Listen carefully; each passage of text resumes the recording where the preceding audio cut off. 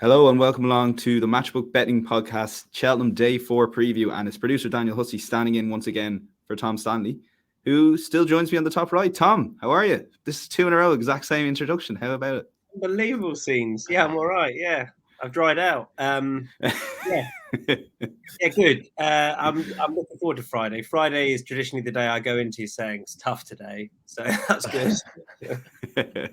I'm actually exactly the same at that. We're recording this on Wednesday evening, by the way, if you are watching us live on YouTube. But do let us know who you fancy for day 4. DC, it's a tough punting day on Friday. How are you? It is. It isn't. I generally always have a few winners on Friday. I probably jinx it there now by saying it today, but yeah, I always enjoy the Friday. It's the one day of the week as well that I get to go off work and actually get to go out and enjoy the racing and have a few points. So great day out. Love it. And how did you get on Thursday, DC, if you had to predict how many winners? I don't know. Great day Thursday. One winner would do me now, to be honest, then. One. It'd be one more on Wednesday. Well, listen, we'll hand over to Donn. Frontal Assault. Donn was a great winner of the Kim Year, wasn't he? Yeah, he was seriously impressive, wasn't he? Yeah, it could be a Gold Cup horse, I'd say that. How are you getting on, though? All good? Good, yeah. All good, yeah. Tough couple of days now, but and Friday, I'm in the Friday is not too easy camp. It's kind of patchy, I think. I've got, fairly strong opinions on some of the races and then weak opinions on one or two of the others. Absolutely. Listen, before we get kick off with the Triumph Hurdle, we'll just tell you a little bit about our matchbook offer. It's our main offer. It's the £20 welcome offer. It's money back as cash if your first bet loses on all horse racing or any of sport. All you have to do is use the bonus code INSIGHTSORF. That's INSIGHTSORF. It's £20 welcome offer. Money back as cash if your first bet loses. 18 plus, be gamble aware, and all terms and conditions are on the Matchbook Betting website. We'll go to you, DC, for prices for the Triumph Hurdle. Yeah, so having a nightmare. As we said, this is Wednesday night. I've got 2 jobs, Tom. Numerous jobs. One job he's got, isn't it? Is that it? As you said, we're recording this Wednesday night, so these markets aren't fully formed yet. But Vauban is favoured at 3.1. Pied Piper is 4.2. Fildor is 6.2. Then you have Elete Tomp is 14.5. Porticello is 13.5, and his big price is them for the rest. And Tom, you've one job here, and that's to pick the winner of the Triumph Hurdle. Off you go. Looking forward to this. Vauban 3.1. I've said all week that I don't want to, in the build-up, Pied Piper should be shorter. He should be shorter than Vauban, based upon the fact that he's got form ahead of him. And then I don't know. I watched their race back, and I watched Pied Piper at Cheltenham on good ground. He skipped clear, but sometimes if something feels a bit too good to be true, I don't like. I don't know. I don't.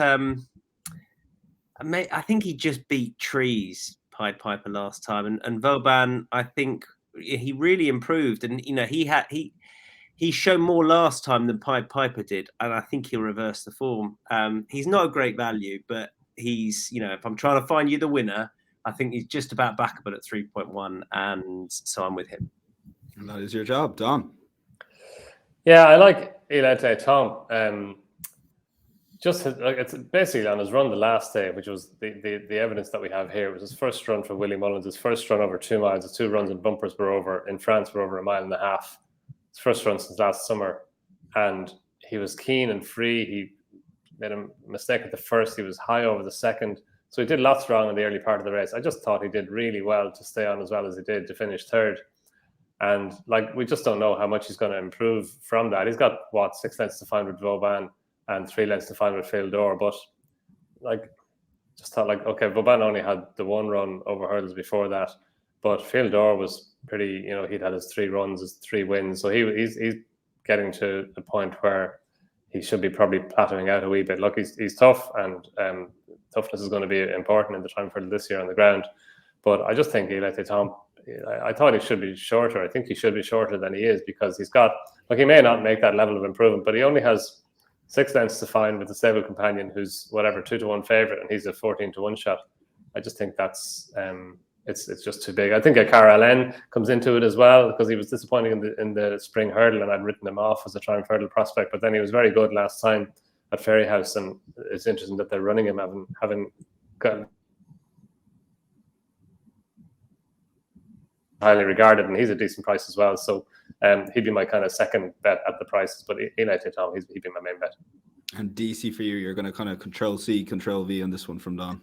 Yeah, I was just asking Don before this. Did you hear that tip for Let Tom? But the previous was that was me. So I came for good judge, and I actually went back. No, in fairness, I think Gary O'Brien and Ruby Walsh had mentioned the night before, which was pointed out to me on the night. So I was just following Gary and Ruby. Look, you're all good judges. I'll follow your lead, and I actually went back and watched the rest. You're spot on. Like, he was quite an eye catcher, and he's a nice juicy price. So I'm happy enough to stick with him. Win place bet start today. Great stuff. Then, if you haven't got the winner of the Triumph Hurdle on the Friday, in my opinion, you're in a spot or bother. But it's the County Hurdle that's next, DC. Take it away with a few prices currently on Matchbook. Yeah. So, State Man sits top of the market at 6.0. Top Bandit is 8.8. West Cork is Best Cork is 9.6. A surprise package is 11.5. Colonel Mustard is 11.5. I'd like to move with a 12.5. Then your first straight 20.0. My mate Mazzy and Cormier, and then the big prices. And why is West Cork Best Cork, Dees? Look, it's the most beautiful part of the country, really. No, is it? Why is he going to win the county? Lovely. It's just the Greatwood farm. And keep, if you look back at that Greatwood, he absolutely won it very, very easily after a long break. He's been kept fresh for this. I mean, Campran gave it a bit of a boost. Murray's Rock, I think she was 7th that day. I put up State Man as well before, so I'd probably have a little small bet in him, but just 6.0, just some price for the County Hurdle. I just think West Cork is Dan Skelton always goes very well, and he always has one laid out for it, and I don't think West Cork will be out of the top 4 or 5, so he's a good win place bet. Yeah, Don, for you, who do you like in this race? The thing about West Cork, first of all, Tom, when you're going to West Cork next, when you get to Cork, you think you're there. But don't be fooled. You've got about another 4 hours to go before you get to West Cork. Yeah. But no, it's a beautiful part of the world. I like to move it. I thought his run in the Betfair Hurdle the last day was a very good run. It was a strange race because they didn't seem to go at great pace, and yet all the hold-up horses were the ones who came to the fore. Whereas I like to move it. He raced up handy from early, and he did well too. He was only just beaten by Glory and Fortune in the end. The handicapper gave him £4 for that. I think the stiffer test of a county hurdle will suit him better, but a stiff 2 miles in the rain is on stamina, while he does have form on good ground. I think the fact that it'll be more of a test at 2 miles, I think that will suit him. And I think on mark 142, he's got the potential to go beyond that. Tom? I'm putting up top weight in a county just seems insane, but that's what I'm doing. I think Call Me Lyrene's a fair price. James is on board, takes off 7. Davy Russell's on him last time. He's probably a £7 better rider than Rob James. But I like his run start for this. He's proven on the ground. I found him sort of more solid than a lot of those we don't know anything about. A lot of those handicap debutants at the top of the betting. And I think given conditions, for all it might dry up a bit, I just feel like the fact that he's won a 27-runner race before, he's hardy. It's much more a place bet than a win bet, but I think he has more solid credentials than so many above him in the betting, that he just feels like a safer play, and he's battle hardened, and I think he'll be swinging in there or thereabouts. Yeah, and after Rob James's double with Cider Verde and Frontal Assault earlier today, then that's a cracking bet. He's the jockey in form, and the price is tumbling. He says, praying to God. We move on to the Albert Bartlett. DC, you got some prices first. Borley. Still laughing with Sarah Borley. Right. The Albert Bartlett. Ginto is the favourite at 4.1. Hillcrest is 4.5. Nella Cocooner is 8.8. Then you have Staghorn is 15.5. Chantruse 16.0. The Nice Guy 18.0. Good Time Johnny 19.0. Bardenstown Lad 21.0. And then under the big prices. Yeah, Tom, this is the top 2 in the betting, and you're strong on one of them. Yeah, Hillcrest is the best horse in the race. He's a beautiful horse. He's an absolute monster. The only question mark can be his jumping. He'll probably miss 1 or 2. they've done a lot of schooling with him, and Laura Collett and Yogi Breisner have done their thing and got him a bit quicker over his obstacles, I think, or picking up his back legs more or whatever. He's the best horse in the race. Sometimes I think you've just got to strip out all the stats and everything that you might want to throw into this race by experience, and I get that, but if you think he's the best horse in the race and he's not favourite, he's a bet. DC, you like Minella Cocooner? Yeah, I watched his race at the Dublin Racing Festival again just before this, and I just cannot understand why he isn't favourite or second favourite. Even just the first hurdle there, just goes with, and he takes about 2 lengths out of the rest of me. He was awesome, front running, great jumper. You know, I had the battle to win. I just thought I've been on and out for a good while for this. I was delighted that they declared him because I had a bit down anti-post. Even 9.0, like he's a win place bet if you want to go that way. But yeah, I think he's a cracking horse. And I actually, I'm not going to say what it is now, but I was looking at Don's one as well. I think that's definitely a sleeper in the market as well, but I'll let him make the case. Yeah, Don, it's not a strong one. It's a horse I backed 41.0 anti-post before he ran there last time out. That was a good one. Yeah, well, I have to after time somehow, considering the disaster the Cheltenham week's been today. But for you kind of like Chantruse here. Yeah, well, look, Minella Crooner was my bet for the Albert Bartlett. Obviously, he's not running. So, Chantruse, yeah, look, the Albert Bartlett, it's a strange race. It can throw up strange results. You really need resolution to go and win it. And Chantruse, he doesn't have the best form in the race, but I just like beat him well. He was strong. The further they went in the race, the stronger he got. And you know, we mentioned this race before. That's the race that Allaho beat Minella Indoing. Monolly won it. I think Chris's Dream won it as well on his first or second run for Henry de Bromhead. So it's a race that Henry does use for his, horses as a stepping stone to the Albert Bartlett. It's a good stepping stone. It's normally run on softer, heavy ground at Clonmel about 4 weeks before Cheltenham, before the Albert Bartlett. So it is a good stepping stone. And look, he's going to have to improve a lot to beat Hillcrest and probably to beat Minella Cocooner as well with the form that he has on the board. But I think he can improve quite a bit. I think the test of the Albert Bartlett will suit him. Brilliant. We'll move on to the Boodles Gold Cup, the featured race of the festival. DC, take it away with some prices, please. Yeah, so Galvin is now the favourite of 4.2. Then you have Absolute Tard is 4.8. Nelindo 7.0. Protectorat is 9.2. Album Fall was 13.0. Tornado Flyer 13.5. Royal Piguy 13.5. Chantry House 19.0. Then you have Asterion Flange at 29.0. Santini at 42.0. And Iwright at 75.0. Yeah, Tom, you're going to really go for the heavy ground horse here at a price. Yeah, right. Royal Piguy 15.5. He's too big. So last year you had loads of pace in the race, right? You had who was up there? Native River was up there, and who was the other one that went forward? Either way, they went hard. Royal Piguy couldn't dominate, couldn't get to the front. But where's the pace this year? It's got to be Royal Piguy. So he could be a trading option if you want to play it like that, perhaps. He could. He's definitely going to want this sort of ground. It's just like it's a smaller field, feels slightly less competitive. Frodon was the other one I was looking for last year. So Royal Piguy is going to run a completely different race this time around. Like, look at a horse like Native River. When he won his Gold Cup, it was like this, and then in subsequent renewals, it just didn't get the right conditions or the right shape of the race. Normally, I'd never be up for backing a horse that was beaten 49 lengths in the race the previous year, but if he's going to be on the premises for a Gold Cup, then it's going to be this sort of Gold Cup. I think he's too big a price. Yeah, DC, you were smirking there when Tom was talking. I hope that was just no, I was just how much he was into it and all. I don't think it's going to be heavy ground on Friday. I think there's 2 drying days ahead. Like, I mean, it could be gluey tomorrow, and it mightn't be heavy enough for him. I've nothing against Red. I placed Adam last year. I thought it was too much for him, but this year he definitely has a chance. Definitely has a chance of placing, especially if there's another little drop of rain or they continue to water for whatever reason.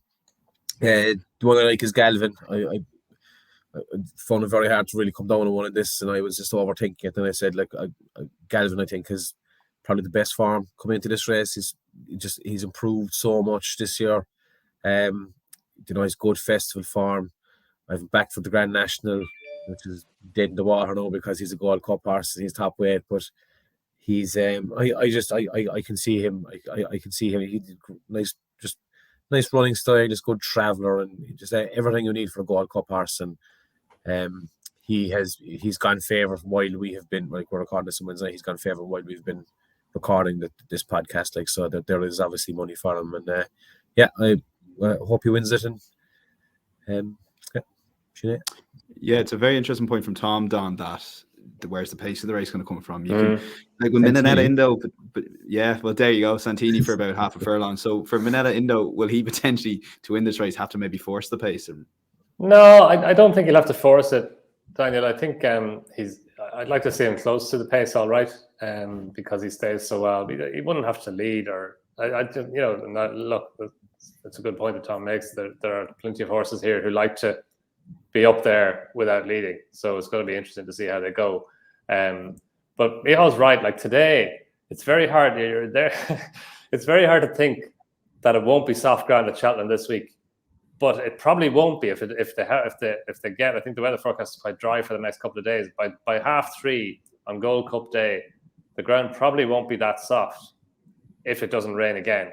So it just, without going gung-ho, soft ground horses for Friday, for tomorrow, so for Thursday, you have to think soft ground. But for Friday, if it doesn't rain again, we know how quickly Cheltenham trains, especially in March, and it might not be as soft as you imagine that it's going to be, given the conditions we had today. But no, I like Minetta Indo. They pushed him out to 10-1 after he got beaten in the King George, and he's now gone back out to 8.0 or thereabouts. It's a decent price. Look, I know it's hard to win back-to-back Gold Cups, but Alvin Fola did it, and Henry de Bromhead looks like he's been training him for the Gold Cup all year. He was beating a Dan Royal in the seasonal debut. He's never at his best in the seasonal debut. The King George, we now know you can just put a line through it. It wasn't his track. They rode him forward with cheek pieces on, and he was beaten with a circuit to go, so it wasn't his running. And his Irish Gold Cup run was very good, probably as good as his Irish Gold Cup run last year before he went and won the Gold Cup. It's going to bring him forward. And he just loves Cheltenham. He's won an Albert Barton. When he won the Albert Barton hurdle, he was a 50-1 shot. He ran with the choke out until about the second last flight and still won. Beat Allaho that day.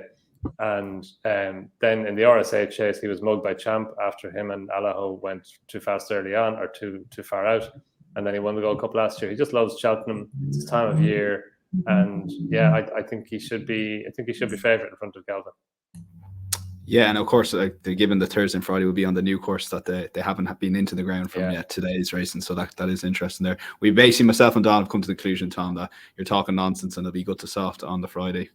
Just on Tom's weather forecasting ability, we did a Twitter test this morning on Wednesday. He told us that the ground won't actually be that bad. It'll be fine with the rain. You did, yeah, Tom. You literally said you sold us the dream of soft, heavy, and then you said, oh, by the way, it won't actually be that bad. It's going to be. No, what I said was no. What I said was they put 5 mil on, which is a joke, and it could rain all day, which would be a worst case scenario. But I then said, but before racing, I don't want everyone to just be thinking it's going to be an out and out bog, because it might not be, and then it was. Yeah, I think they got way more rain than they were anticipating, didn't they? Yeah, like it rained all day. Yeah, did it rain all day, Tom? It rained all flipping day. Listen, Hunter's Chase, DC, I don't know if we have prices for this or not, if you want to show them, because some of the stuff that's been written in the document about this race is frankly unacceptable for a Cheltenham Festival race. If you want to quickly take the prices there. Go on, so. Billaway is 3.45. I think this is his third year in a row being favoured for this race. Wing Leader is 5.5. Bob and Co is 7.4. Pontavon is 12.5. Cousin Pascal is 17.0. Dubai Quest is 13.5. And then it's big prices for the rest of them. Yeah, DC, it's a no-bet race for you. Tom, I'm translating that to a no-bet race for you as well. Don, no-bet for you? No. He likes to see Billaway going and winning it. Ideally, he deserves to win one, but he needs to jump a wee bit better. In fairness, he did jump a little bit better last time, but he needs to jump better than he did in either of the last 2 years here. I've a buddy, the last 2 years, he's had Billaway as the last leg of loads of options that were coming up. And I was sitting next to them last year, and I just backed Porlock Bay because I saw someone put him up the city that they after buying him strictly for this race. So I'd like a $5 each way in Porlock Bay, and I was like, yeah. And I was like, what? And I was raging. I was like, we're after to lose about $5,000 there on that. He didn't talk to me for a couple of weeks after. Yeah, because it was your cheering that made the difference of the short head. I know, yeah, but that's what I said. Was, why are you putting the favour of a Hunter Chase as the last leg of your month, will you dope? Yeah, So. I put Walk in the Park as the mayor's bumper to win a fortune at the Dublin Racing Festival, so it's my own fault, really. Yeah. DC, prices for the mayor's chase, please. The mayor's chase, very good. 2 seconds. I thought that Hunter Chase preview was really good, lads. Yeah, I'm definitely clipping that. I'm going to clip it out, I think. I actually might. Yeah. Hope you're watching, Gail.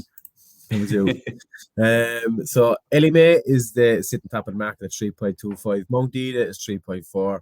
Concertista is 4.3. Zambella 12.0. Vienna Court 15.5. Scarlet and Dove 19.5. And then Maid of Mali and Pink Legend are both in the 40s. Yeah, Tom, I'll let you make the case for Ellie May. Well, I sort of started approaching it by thinking Mount Ida and Ellie May. Obviously, Mount Ida beat her a couple of starts back. Well, Ellie May a couple of starts back, and she's actually better off at the weights now.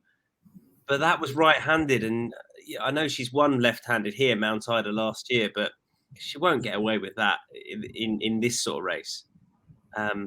That was a handicap last year, and I think she wants to go the other way around. And I think Ellie May, she was a bit disappointing last year. I'm pleased she's had another run since the defeat. I thought she looked good, and she wouldn't be a huge value selection, but I just think she's far more solid around a place like this than Ellie May. And I'm not convinced Concertista is quite as good as the other two. So Ellie May for me. DC, same for you. Yeah, I mean, just looking back last year, I mean, she was unlucky to run into one like Collereevy, and Collereevy turned out to be a very good horse. So they'll have her ready to go for this prime already, and yeah, I'm happy enough with the selection. Don, do you like anyone in this race? Yeah, I do. I think Mount Ida, like, correct. In that he'd prefer if it was left-handed, and that is it's a worry. But I think they did say that there was something earlier last year, and Gordon Elliott said that he's got that sorted. So, and I think, given how violently she was out to her right last year and still won, like, she can't be as bad out to her right again this year. So she's going to improve on that year for that alone. Look, her 3 runs since have been right-handed, and that's probably not a coincidence. She has to go back to Cheltenham, which is left-handed. I think she could run a big race in the Grand National as well. But yeah, I just think that she's a classy mare. She beat Ellie May the last day. That was over 2.5 miles this trip as well. She has got pace. I know she's won a Kim Muir, but she's got pace as well. And yeah, I think if she can jump a wee bit straighter than she did last year, then that gives her a massive chance. But it's a very, very good mare's chase. Yeah, and I think it was a back issue that Gordon seemed to allude to. So look, if she has called it, she could run well here. We'll move on to the Get Out Stakes, the Martin Pipe to finish off here. DC, take a look at the betting first, please, on Matchbook currently. Yeah, so the British handicapper's favourite horse, Langardin, is the favourite at 5.8. Hollow Games is 8.0. Adamantly Chosen is 9.2. And you have Chemical Energy at 11.0. The Goffer 15.0. 5 o'clock 14.5. Of Floran 15.5, and I won't bother going through the rest of his loads. Yeah, Don, make the case for Grand Jury. Yeah, I just think he's a classy horse, Daniel. Back into a handicap, like his run 2 runs ago in the Lawless of Naas race, that was a hell of a run. Like he was only beaten 4 lengths by Ginto, and he had Churchstone Warrior and What Do You Want behind him, and like he kind of. I just like the way that he battled that day, and this is a race that it's over 2.5 miles, but it's a race that does tend to be won by horses who stay further than 2.5 miles. Like, you have to forgive him his last run, the last day in the Nathaniel Lacey race, but again, it was just too bad to be true. Henry's horses weren't in great form then, and I think they were talking about him as a potential Albert Bartlett horse before that. Now he's into a handicap off a mark of 141. Hugh Morgan takes the ride. He's a very good conditional rider, and they're putting a tongue tie on him for the first time as well, which is interesting. But I just think he's a progressive horse and he can improve. I think the stiff test that the Martin Pipe hurdle is, that will suit him. And yeah, he could outrun his odds. Micheál Deasy. Yeah, Hollow Games is my first pick. Similar to Dan, like this Hollow Games could have gone. Like, I suppose they're thinking about the Ballymore and other things for them through the season. Fairly consistent horse. He's 2 wins and 2 thirds this year. Jordan Gainford takes the ride. They're trying to tongue tie for the first time, and I think the fact that he's in here, is maybe a bit of a tip in itself, because he could have run a better race than this. And the other one, then I'm going for a wild one at a big price. It's Silver Sheen, Jessica Harrington's horse. Now he's currently 55.0. So in 2000, and he was well fancied for the Pertemps in 2020, and he didn't actually make the festival. She sent him over to Warwick for the qualifier, and he won it on soft ground. Was he injured, Dan, or can you remember why didn't he actually run the Pertemps? Injured. He got definitely injured. Yeah. Got injured. No, he's only run.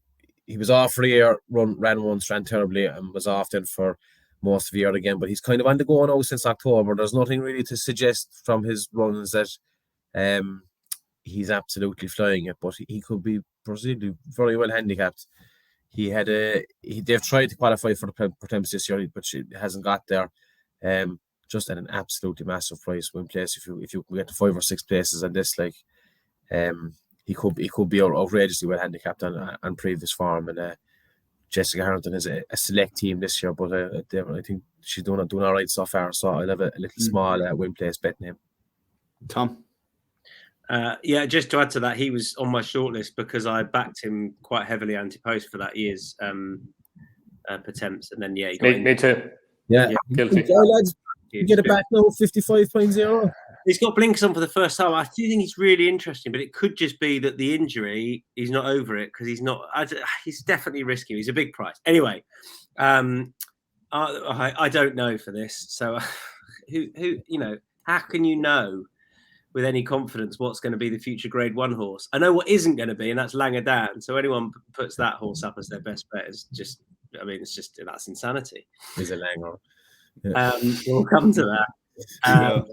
But I've gone with look, adamantly chosen. I spoke to Ruby Walsh before this horse ran first up this year, and he was beaten by a decent horse in Gringo Dorbel, but he felt that he tipped me Gringo Dorbel because he felt adamantly chosen was going to improve for the run, but said that he's very talented, and I think 142 could underestimate him. And the other one I like is Chemical Energy.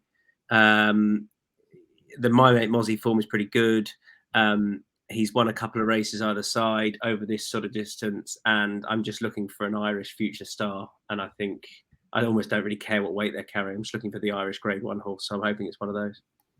Just the 5 horses we've tipped in the Martin Pipe. There may be one to come soon enough, but stay tuned. We'll move on to Best Lays. I see we have one in there so far. DC, I'll give it to you first. Best Lay, which is, wow. Yeah, I'm wow with this lay here, but go on. Ginto and the Alberta. Well, none of us tipped him. We all have different selections in the race. He's going to be one of the only shortish price favourites of the day. I think there's a bit of hype built into his price because of a price tag and all the rest of it. So I'm happy enough. If he's going to be, but I wouldn't be laying him now if he's 4.0 or 4.5, because I don't have enough money for that kind of crack. I could see him being beaten. All right. Any lays, guys? Don, Tom, on the day. Edwardstone.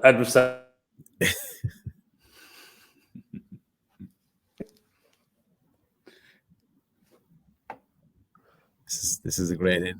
This is a great end now. I'd watch Tom on mute all day, to be honest with you. I should have gone full screen there. Missed opportunity. Tom, carry on. Yeah, I've got some lays. Edwardstone, Facile Vega. It's hard, isn't it? It's not easy. I'm going to place lay Gaelic Warrior. I did want to bring that up. Yeah, I love laying horses. Well, one more. Lay horses on Matchbook Exchange. You should. If you don't, so I'm going to place lay. Go on, say it. I'm going to place lay Pied Piper. Oh, okay. I thought you were going for one in the market. And I'm going to place lay Langadan. Yes, good man, Tom. Good man, Tom. Good man. We go to best bets. This is going to be nice and snappy. Don, in 2 words, your best bet, please. Menala Indo. DC, 2 words. West Cork. Tom, 1 word.